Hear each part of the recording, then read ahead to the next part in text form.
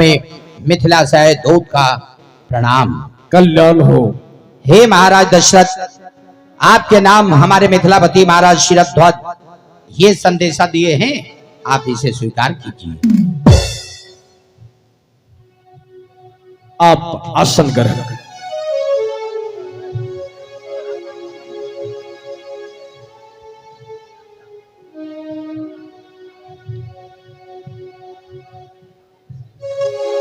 बारी बिलोचन बाचत पाते, पुलक गात आई भरी छाती। ओम श्री गणेशाय नमः। आपका प्यारे राज दुलारे मुनि कौशिक मख के रखवारे, रास्ते चलते पत्थर बनी अहिल्या उधारे, मारी सुबाहो तार का बध कर डारे, मम नगर पधारे शिव चाप खंड कर डारे। मैं शिरध्वज हे चक्रवर्ती सम्राट दशरथ, मेरा प्रतिज्ञा चाप के अधीन था, परंतु मैंने देश देश आमंत्रित किया। इस धनुष यज्ञ में सब राजा उपस्थित हुए, परंतु किसी से मेरा प्रतिज्ञा सफल नहीं हुआ। आपका पुत्र श्री राम इस धनुष को खंडन किए हैं। आपसे नर्म निवेदन है कि आप अपना कुल रीति के साथ बारात साज करके जनकपुर पधारे। अभिलाषी जनकपुर वासी मैं शिरध्वज जनक। भैया कहो कुशल दो बारे, तुम्हें निकली नयन निहारे। हे भैया, मैं आपसे पूछता हूं, मेरे पुत्र को क्या आपने नैनों से निहारे हैं? आप मुझे सच सच कह करके बताएं। श्यामल गौर धरी धनु भाथा, बै किशोर कौशिक मुनि साथा। मेरे दोनों पुत्र, एक श्यामले वर्ण का और दूसरे गौरे वर्ण का है, मुनि के साथ मेरे राम और लक्ष्मण दोनों प्यारे गए हैं। जा दिन ते मुनि गए लवाई, तब ते आज सच सुधि पाई। हे भैया, तो जिस दिन से महर्षि विश्वामित्र के साथ मेरे राम और लक्ष्मण गए हैं, आज ही मैंने साथ सुध पाया।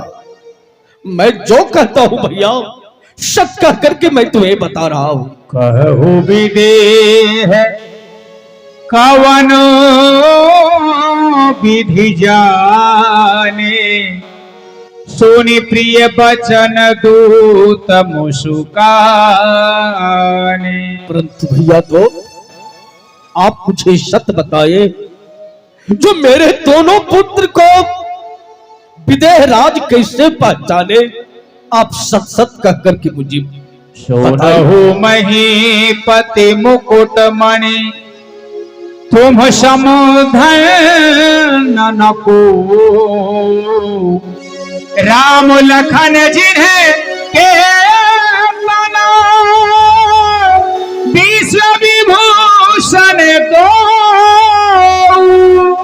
हे महाराज दशरथ, आप राजाओं में मुकुटमणि बड़े भाग्यशाली हैं कि राम और लक्ष्मण जैसे पुत्र आप प्राप्त किए हैं, जो विश्व के आभूषण के समान हैं। आपके भाग्य की कोई सराहना नहीं है। आपके भाग्य की जितनी सराहना की जाए उतना ही कम होगा, क्योंकि राम और लक्ष्मण जैसे पुत्र आप प्राप्त किए हैं, जो मानो विश्व के आभूषण हैं, संसार की शोभा को बढ़ाने वाले हैं।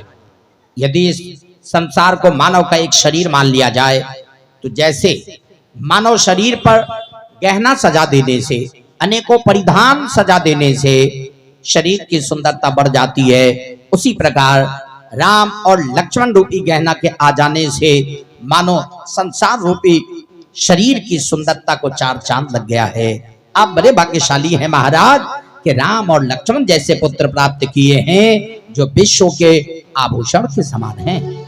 पूछन जो गुण तनय तुम्हारे, पुरुष सिंह तिहु पुर उजियारे। आपके पुत्र पूछने के योग्य नहीं है, कोई उनके बारे में पूछे कि वो कैसे हैं, ये पूछने के योग्य नहीं है, क्योंकि वो पुरुष में सिंह के समान हैं और त्यों के उजाले हैं। जिनके तेज से तीनों लोक उजागर हो रहा है, ऐसे कुमार हैं आपके। जिस प्रकार सिंह को अपनी पहचान देने की आवश्यकता नहीं होती, सिंह अपने पहचान का मोहताज नहीं होता, मत वाले होकर वो समस्त दिशाओं में घूमता है, वैसे ही आपके दोनों कुमार हैं श्री राम और लक्ष्मण, जो मानो पुरुष में सिंह हैं और जिनका तेज तीनों लोकों में उजागर हो रहा है, जिनके तेज से तीनों लोक जगमगा रहा है, ऐसे हैं आपके कुमार। जिनके जस प्रताप के आगे, ससे मलिन रवि शीतल लागे। जिनके यश और प्रताप के आगे सूर्य और चंद्रमा की ज्योति भी मलिन हो जाती है। आपके कुमार ऐसे हैं जिनके तेज के सामने, जिनके यश और प्रताप के सामने सूर्य और चंद्रमा की ज्योति भी कम पड़ जाती है। सूर्य के उदय होते ही सारे संसार का अंधकार दूर हो जाता है, चंद्रमा के उदय होते ही सारे संसार में शीतलता छा जाती है। लेकिन ऐसे सूर्य और चंद्रमा भी आपके पुत्रों को देखकर मानो लज्जित हो जाते हैं, क्योंकि आज यदि आपके एक पुत्र को चंद्रमा के सामने खड़ा करके लोगों से अंतर पूछा जाए कि अंतर बताओ कि अधिक शीतल चंद्रमा है या महाराज दशरथ के पुत्र, तो लोगों का इशारा आपके पुत्र की ओर होगा कि चंद्रमा से अधिक शीतल महाराज दशरथ के पुत्र हैं। यदि आपके एक पुत्र को सूर्य के सामने खड़ा करके लोगों से अंतर पूछा जाए कि अंतर बताओ दोनों में कि अधिक तेज सूर्य में है या महाराज दशरथ के पुत्र में, तो लोगों का इशारा आपके पुत्र की ओर होगा कि सूर्य से अधिक तेज महाराज दशरथ के पुत्र में है। ऐसे हैं आपके कुमार जिनके सामने सूर्य और चंद्रमा की ज्योति भी मलिन हो जाती है। तिन कह कहिए नाथ की मिचीन है, देखिए रवि के दीप कर लीन है। और ऐसे पुत्रों के पिता होकर आप पूछते हैं कि आपके कुमारों को मेरे मिथिला के महाराज ने कैसे पहचाना, मिथिला वासियों ने कैसे पहचाना? तो महाराज आप बताइए कि सूरज को कोई दीपक लेकर देखने जाता है क्या? नहीं। जो जिस प्रकार सूर्य को दीपक से नहीं देखा जाता, उसी प्रकार तेजवान पुरुष को पूछा नहीं जाता। राम और लक्ष्मण जैसे तेजवान पुरुष से कोई उनका परिचय पूछे, ये तो उनकी वीरता का, धीरता का और गंभीरता का अपमान होगा। आपके कुमार की वीरता, धीरता और गंभीरता ही उनका परिचय है। राजन, आपके पुत्रों को अपनी पहचान देने की आवश्यकता नहीं। जैसे सूर्य के तेज में, सूर्य के प्रकाश में समस्त संसार को अपना परिचय मिलता है, सबको दृष्टि मिलती है, सबको संसार दिखाई देता है, वैसे ही आपके कुमार हैं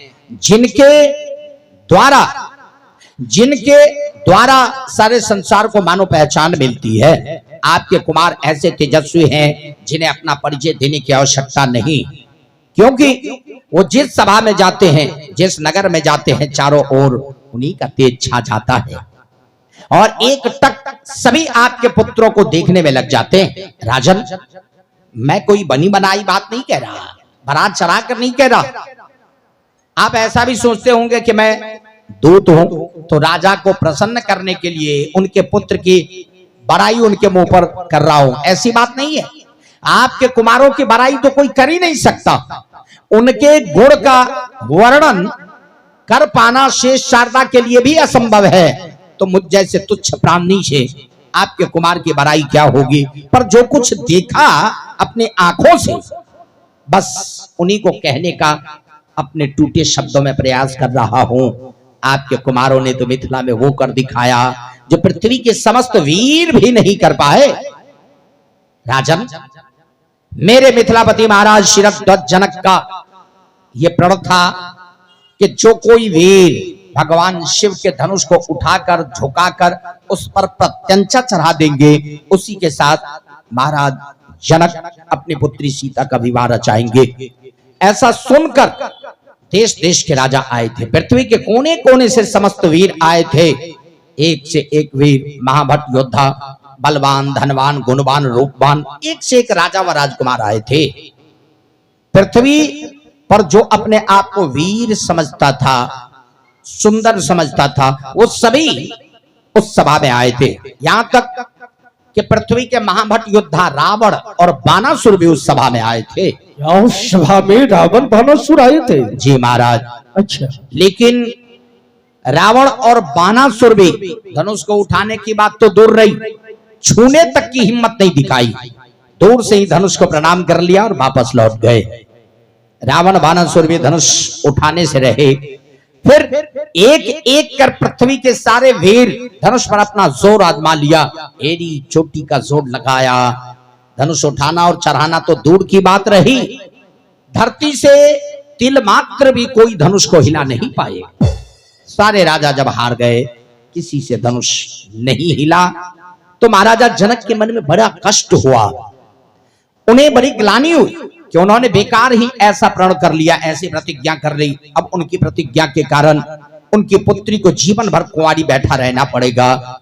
इसी निराशा के कारण महाराजा जनक कुछ कटु वाक्य कह दिए कि सारे राजा अपने अपने घरों को लौट जाएं, क्योंकि मुझे विश्वास हो गया कि पृथ्वी पर अब कोई वीर नहीं है। सभी राजा महाराज के इस अपमानजनक शब्द को सुनकर मौन बैठे रहे। लेकिन आपके कुमार लक्ष्मण इस बात को सहन नहीं कर पाए। वो तनकर खड़े हो गए राजा जनक के सामने और ललकार कर कह दिया गया, राजा जनक, ऐसी बातें कहना आपको शोभा नहीं देता। अपने द्वार पर इतने राजाओं को बुलाकर ऐसे अपमानित करना आपको शोभा नहीं देता। अपना शब्द वापस लीजिए, अन्यथा मैं आज अनर्थ कर डालूंगा। एक धनुष नहीं उठ पाया तो आपने धरती पर वीर नहीं है ऐसा कैसे कह दिया? धरती पर वीर नहीं है ऐसा आपने कैसे सोच लिया? अब तक आपका आदेश राजाओं के लिए था कि राजा धनुष उठाए, राजकुमारों के लिए नहीं। और इस सभा में रघुवंशी राजकुमार भी बैठे हैं, और जिस सभा में रघुवंशी का एक भी वीर बैठा हो, उस सभा में ऐसा कहने का कोई दुस्साहस नहीं कर सकता। फिर आपने तो पूरे धरती को वीर विहीन बता दिया। यदि मेरे भैया आदेश करे, लक्ष्मण जी ने श्री राम जी की ओर इशारा किया और कहा, यदि मेरे भैया आदेश करें तो यह धनुष क्या है, पूरे ब्रह्मांड को अर्थात पूरे धरती को गेंद की तरह उठाकर ऐसे पटको तो कच्चे घरे के समान टूट फूट जाए। लक्ष्मण जी का क्रोध देखकर तो मिथिला की धरती हिल गई। फिर श्री राम ने लक्ष्मण को संकेत किया। राम जी का संकेत पाकर लक्ष्मण जी अपनी जगह पर बैठ गए। फिर महाराज जनक ने क्षमा मांगी। कहा, निराशा के कारण मेरे मुंह से यदि कुछ ऐसे शब्द निकल गए जिससे किसी का अपमान हुआ है तो मैं उससे क्षमा चाहता हूं, और अपनी जगह पर बैठ गए। फिर महामुनि विश्वामित्र ने देखा कि सभा में शोक छाया हुआ है, तो श्री राम को संकेत किए, धनुष की ओर जाने को कहा। गुरु आदेश पाकर श्री राम अपने जगह से उठे, धनुष की ओर बड़े सहज भाव से चल दिया। ऐसे सरल भाव से चले जैसे उनसे कुछ होने वाला ही नहीं है। महाराज, कुछ राजा तो हंस रहे थे कि ये छोटा सा बालक धनुष क्या उठाएगा। जब इतने बड़े बड़े सूरमा धनुष नहीं उठा पाए, इतने बड़े बड़े वीर धनुष को हिला नहीं पाए, तो ये छोटा सा बालक क्या धनुष उठाएगा। लेकिन सबकी हंसी को श्री राम ने उस समय रोक दिया। सबके अभिमान से उठे हुए शीश को उस समय श्री राम ने झुका दिया। जब धनुष के पास पहुंचकर धनुष को प्रणाम किया और धनुष को पकड़कर ऐसे उठाया जैसे कोई मत वाला हाथी कमल फूल को तोड़ लेता है। जैसे कमल फूल को तोड़ने में हाथी को कोई परेशानी नहीं होती, कोई मेहनत नहीं होती, वैसे ही बिना प्रयास के ही श्री राम ने धनुष को उठा लिया।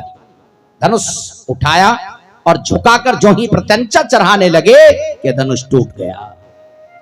धनुष टूटते ही पूरे सभा में जहां निराशा छाई थी, उदासी छाई थी, वही खुशी की एक लहर दौड़ गई, आनंद की वर्षा होने लगी। सीता जी अपने जगत से उठी और श्री राम जी के गले में जयमाल अर्पण किया और जयमाल पहनाकर अपने जगह पर आकर बैठ गई। जितने में सीता जी जयमाल पहनाकर अपने जगह पर आकर बैठती कि उतने में परशुराम जी महेंद्राचल पर्वत से फरसा लिए क्रोध में तमतमाए उस सभा में पहुंच गए। परशुराम जी को देखकर सारे राजा भय से थर थर थर थर कांपने लगे, क्योंकि क्षत्रिय कुलद्रोही भगवान परशुराम को देखते ही क्षत्रिय का कलेजा कांप जाता था। और आज क्रोध में भरे परशुराम जी को फरसा लिए सभा में आए हुए देखकर सारे राजा मारने से पहले मरे जा रहे थे कि आज तो सबके सब एक ही स्थान पर पकड़े गए, सब मारे जाएंगे। सबकी हालत एकदम गंभीर हो गई और टूटे हुए शिव धनुष को देखकर परशुराम जी तो आग बबूला हो उठे। उन्होंने शिव धनुष तोड़ने वाले को सामने लाने की बात करने लगे। अब तो महाराज जनक से कुछ कहते नहीं बन रहा था। एक तो इतनी कठिनाई के बाद सीता जी के लिए उन्हें एक वर प्राप्त हुआ था और उनको भी परशुराम जी मारने की बात कर रहे थे। अब महाराज जनक मौन हो गए, कुछ नहीं बोल रहे थे। लेकिन आपके प्यारे श्री राम सबसे पहले आगे आए और हाथ जोड़कर कहा कि शिव का धनुष वही तोड़ सकता है जो शिव का अत्यंत प्रिय होगा, जो आपका दास हो वही तो ऐसी वीरतापूर्ण कार्य कर सकता है। कहिए उसके लिए क्या आदेश है। लेकिन परशुराम जी इस बात को नहीं समझ पाए कि राम जी ने ही धनुष को तोड़ा है। वो फिर भी ललकारते रहे कि कौन शिव धनुष तोड़ा हो तो मेरे सामने लाओ। अब तो लक्ष्मण जी से रहा नहीं गया, वो फांद कर आगे आए और छाती ठोक कर कह दिया कि हमने शिव धनुष तोड़ा है, क्या करना है कर लो आप। लक्ष्मण ने कहा, हाँ महाराज, उसे इस तरह से नहीं कहना चाहिए। कैसे नहीं कहना चाहिए? अरे लक्ष्मण जी के सामने कोई राम जी को मारने की बात करे और लक्ष्मण जी मौन बैठे रहे, ऐसा संभव है? लक्ष्मण जी तनकर खड़े हो गए, परशुराम जी से भिड़ गए। बात विवाद तो बढ़ता ही चला गया। परशुराम जी क्रोध में आतुर होकर फरसा लेकर लक्ष्मण जी को मारने के लिए दौड़े, लेकिन उनका फरसा आपके पुत्र के ऊपर नहीं चला। महाराज, जिस फरसे से क्षत्रिय का गला काटने में वो एक पल का विलंब नहीं करते थे, वही फरसा मानो कि उनका पहाड़ के जैसे हो गया। आपके पुत्रों को काटने दौड़ते, लेकिन उनका फरसा नहीं चलता था। बात विवाद होता रहा और राम जी के मुंह से कुछ ऐसे शब्द निकले जिसके कारण परशुराम जी के मन में शंका हुई और उन्होंने अपने कांधे से सारंग नामी धनुष उतारकर श्री राम के हाथों में दिया और बोले, धनुष की प्रत्यंचा खींचकर विष्णु बाण का संधान करके मुझे दिखाओ। राजन, श्री राम ने जो ही धनुष अपने हाथ में लिया कि धनुष की प्रत्यंचा अपने आप चढ़ गई और भगवान विष्णु के बाण का संधान करके श्री राम ने दिखा दिया। फिर परशुराम जी राम जी के चरणों में गिरकर साष्टांग दंडवत करने लगे और क्षमा मांगकर उनके बाण पर बैठकर ही महेंद्राचल पर्वत पर तपस्या के लिए चले गए। और उसके जाने के पश्चात हमारे मिथिलापति महाराज शिरध्वज जनक महामुनि विश्वामित्र जी का आदेश लिया कि अब क्या होना चाहिए। विवाह तो वैसे धनुष के अधीन था, धनुष टूटा तो विवाह हो गया, लेकिन अब क्या होना चाहिए। तो महामुनि विश्वामित्र जी ने अपने कुल के बूढ़े बुजुर्गों को एकत्रित करने को कहा, सारे गुरुजनों की सभा बुलाई और सब एक सभा में बैठकर विचार किए कि अब क्या होना चाहिए। क्योंकि आपके पास आमंत्रण नहीं आया था, धनुष यज्ञ में सम्मिलित होने का आमंत्रण आपको नहीं आया था, लेकिन अकस्मात महामुनि विश्वामित्र के साथ आपके कुमार वहां पहुंच गए और संजोग से आपके कुमार के द्वारा ही स्वयंवर पूर्ण हुआ। आपके कुमार ने ही स्वयंवर जीता, तो संबंध तो उसी समय जुड़ गया। लेकिन सबका विचार हुआ कि आपके नाम पत्र भेजा जाए और आपकी यदि स्वीकृति मिल जाती है इस संबंध को स्वीकारने का, तो कुल रीति के अनुसार विवाह धूमधाम से रचाया जाएगा। राजन, ये प्रस्ताव मात्र आपके पास आया है और आते समय आपके प्यारे राम ने भी यही कहा था कि मेरे पिताश्री से कहना कि जब तक मेरे पिताजी आदेश नहीं देंगे तब तक मैं सीता का पाणिग्रहण नहीं करूंगा, सीता के साथ विवाह नहीं करूंगा। अब आपका क्या विचार है? यदि आपको मिथिला में अपने पुत्रों का विवाह करना स्वीकार है तो बारात लेकर चलिए और अपने चारों पुत्रों का विवाह मिथिलापति महाराज शिरध्वज के घर कीजिए, क्योंकि हमारे मिथिलापति महाराज शिरध्वज की दो पुत्रियां सीता और उर्मिला राम लक्ष्मण के लिए, और महाराज शिरध्वज के छोटे भाई शंकाशय नरेश महाराज कुशध्वज की दो पुत्रियां मांडवी और श्रुतकीर्ति भरत शत्रुघ्न के लिए सबने पसंद किया है। जोड़ी बड़ी अच्छी होगी। अब यदि आपको मिथिला में अपने पुत्रों का विवाह करना स्वीकार है तो बारात लेकर चलिए और अपने पुत्र वधुओं को आशीर्वाद दीजिए। सभा समेत राओ अनुरागे, दो तन देन निछावरी लागे। धन्य हो भैया दो, इस समय मैं आपका वाणी सुनकर के धन्य हो गया। हाँ, अब मैं कुछ निछावरी रूप में मैं आपको दे रहा हूं, आप उसे स्वीकार करें। क्षमा कीजिए महाराज, हम आपके द्वारा दिए हुए न्यौछावरी का धन स्वीकार नहीं कर सकते। आखिर क्यों? क्योंकि हम मिथिलावासी हैं और मिथिला का नियम है कि हम मिथिलावासी जिस घर में अपनी बहन या बेटी का विवाह करते हैं उस घर का ही नहीं, उस नगर का भी, जिस नगर में हमारे मिथिला की बेटी जाती हैं उस नगर का भी हम लोग अन्न नहीं खाते, जल नहीं पीते। आप न्यौछावरी ले जाने की बात कर रहे हैं महाराज।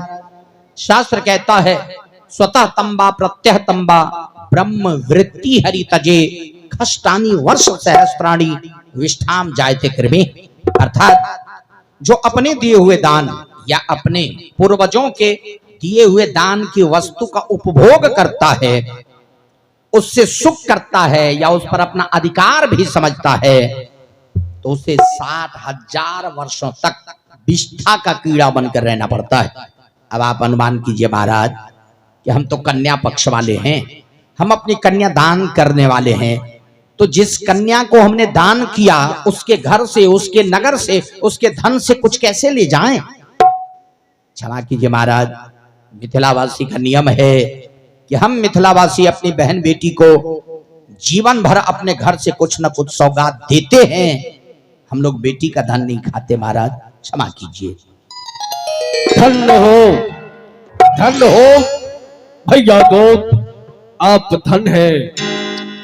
इस समय मैं विचार कर रहा था, जो विदेहराज एक बैरागी है उनके साथ मेरा संबंध कैसे होगा, मैं सोच रहा था। परंतु मिथिलांचल से आए हुए दो ऐसे ज्ञानवान है, विदेहराज कैसे होंगे, वहां का जो भी प्रजा प्राणी होंगे कैसे होंगे। परंतु बात रही, आपने बताए हैं कि इस मिथिलांचल से अन्न पानी साथ लेकर के हम यहाँ तक आए हैं, यहाँ का अन्न पानी हम ग्रहण नहीं करेंगे जी। तो ठीक है, आप यहाँ का अन्न पानी नहीं खाएंगे तो बस यहाँ से थोड़ी दूर मेरे गुरुदेव का आश्रम है, उस आश्रम में जो भी संपत्ति है मेरे पूर्वजों को दिया हुआ है, क्या उस आश्रम का प्रसादी तो थोड़ा प्रसाद के रूप में पा सकते हैं? महाराज बड़े बुद्धिमान हैं आप, बड़ा आसान सा उपाय निकाल लिया आपने अपना अन्न खिलाने का। अपना अन्न भी आप खिलाएंगे और मेरा धर्म भी नहीं जाएगा, क्योंकि गुरु आश्रम का प्रसाद पाने में कोई अर्ज नहीं है। गुरु आश्रम किसी का ससुराल नहीं होता, गुरु आश्रम होता है, तो वहां का प्रसाद पाने में कोई हर्ज नहीं है, वहां का प्रसाद हम पाएंगे। तो चला जाए। सुने बोले गुरु अति सुख पाए, सुने बोले गुरु अति सुख पाए, पुण्य पुरुष कहो मही सुख छाए।